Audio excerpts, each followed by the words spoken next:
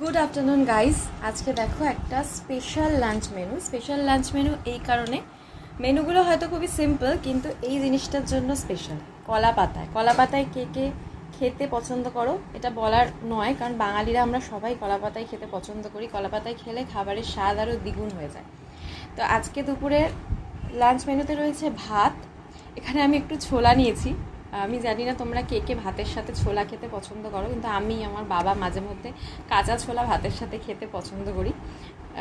তার সাথে রয়েছে এখানে নুন, ম্যান্ডেটারি আমার জন্য, কাঁচা নুনটা খাই। লেবু রয়েছে সাথে কাঁচা লঙ্কা। এখানে চলে আসি, রয়েছে উচ্ছে ভাজা। এখানে রয়েছে ঢ্যাঁড়স দিয়ে আলু দিয়ে একটা ঝাল।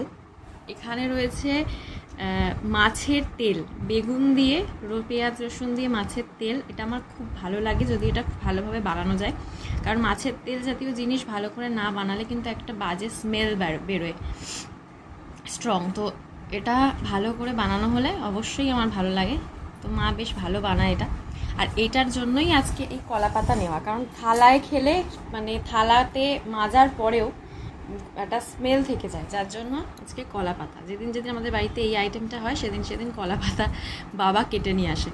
আর তার সাথে রয়েছে মাছের কালিয়া, যেটা খাবো যখন তখন তোমাদের দেখাচ্ছি। এই পড়লো মাছ, কাতলা মাছ। তো হ্যাঁ, কাতলা মাছ এটা।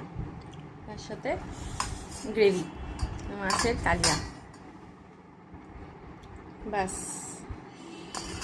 এইটা আর এইটা, এই দুটো জিনিস ছাড়া কালিয়া খাওয়া অসম্পূর্ণ। যাই হোক, আজকের মতো ভিডিওটা এইটুকু। ভিডিওটা ভালো লাগলে লাইক শেয়ার সাবস্ক্রাইব।